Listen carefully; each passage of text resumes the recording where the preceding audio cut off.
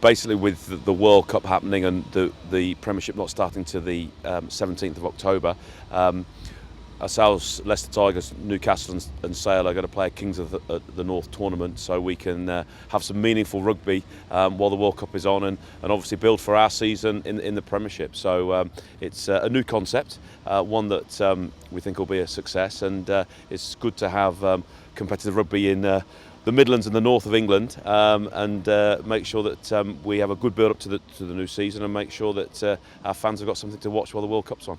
Sale have improved over the last 2 or 3 years and have been a very consistent, strong side. Newcastle have changed how they played, and they're playing some great rugby, and I think they'll benefit in another few months' time, starting another season after this season and developing their game. So I think it's going to be a very even competition. We'll have a number of guys who will be playing international rugby at that time, so it opens a door for the younger players to come in, and with a slightly lesser importance in terms of the eventual outcome, we can give these guys a few games. But we've been doing that in many respects this year anyway, and trialling the youngsters and giving them that opportunity.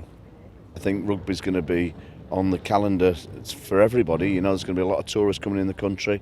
Manchester has an England game there, so it'll just generate more interest in the sport. And you know, when they're not watching the international games, they can come and watch these games. It'll be, you know, 3 top teams playing in a really good competition.